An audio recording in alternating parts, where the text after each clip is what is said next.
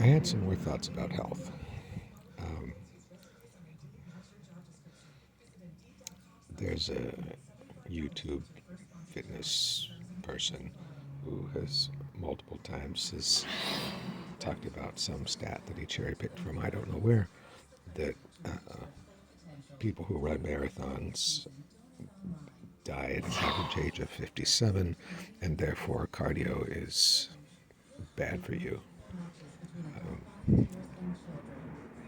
Picked cherry picked that stat from.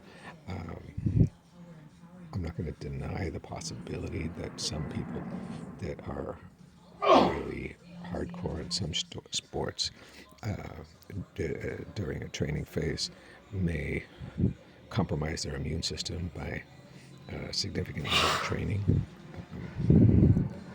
And but I think this would apply to a very small subset of people.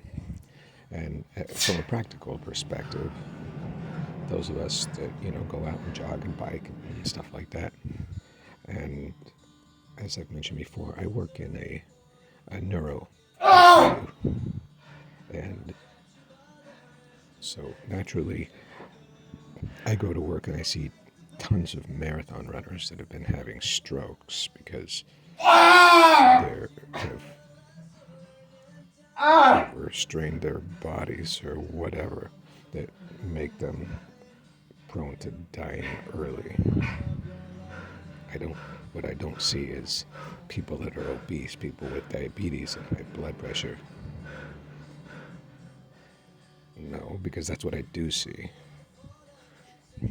Most of the people I see, I rarely see people who exercise on a regular basis.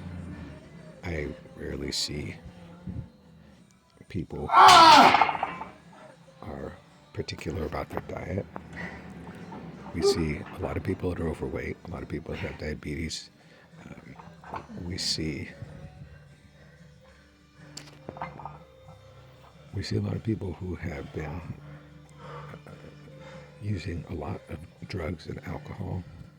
I've seen many people go through DTs, and that's alcohol withdrawals, and that is really not pretty. It's very hard to treat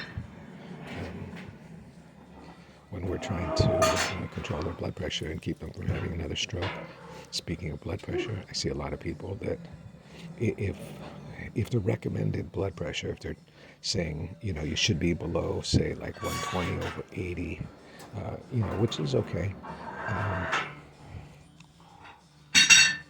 A lot of times when we have stroke patients, once, like if it's, say, like a subarachnoid hemorrhage where they've had an aneurysm that has ruptured and they've bled on their brain and stuff like that, and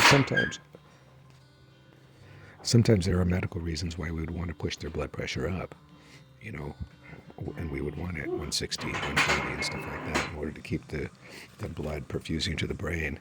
And a lot of these people can do it without any kind of medication, without anything to prop up their blood pressure. It's what we call auto pressing. And so what tells me is that these people have been walking around like that probably for years. This is where they live. So, of course, they had hemorrhages. And that brings me actually to another funny thing that happened yesterday. One of my coworkers was trying to teach us how to use a portable ultrasound machine in order to find IVs or find veins on patients that are difficult to get an IV on because their veins are small and deep and stuff like that. Because once again, our patients are not athletes, so they don't have bulging veins coming out of lean bodies. So she picked one of my coworkers, and she was doing it on her. But as she was trying to teach us, it was a little bit difficult because the little probe kept on sliding around. And she's like, it's kind of hard. It's like, it's just because your veins are very small. So I was like, here, okay, why don't you use my arms? And so she said, oh, okay, because I have much bigger veins. I work out a lot. Um, and so one of the things that really caught my attention was that she said, oh, okay, well, how do you know the difference between a vein and an artery? Well, there's a couple different ways. And she says one of the ways is that when you put pressure from the probe, the veins will compress very easily, and the arteries are more stiff. So you put pressure and they don't really compress.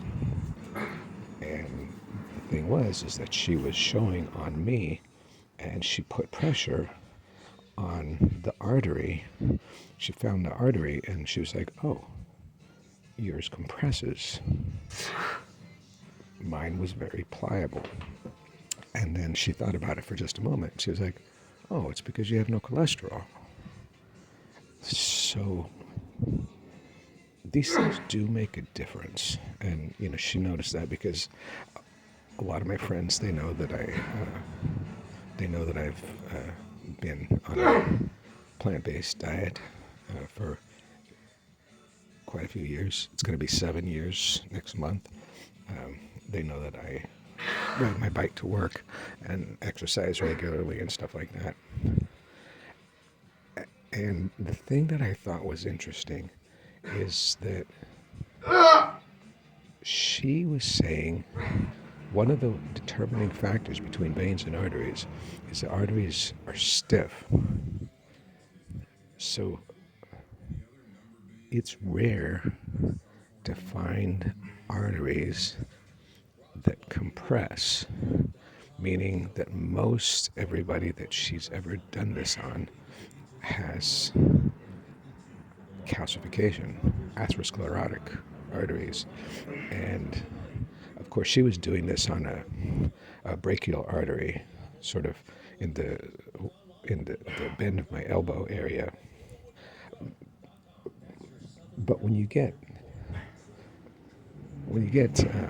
plaques in your arteries, it's not like they're only going to happen in one place, right? The same risk factors for having a heart attack, which is in the coronary arteries, the arteries on the heart that supply blood to the heart muscle, is the same risk factors for having a stroke, which is often caused by ruptured plaque and that kind of thing in the arteries that supply blood to the brain tissue.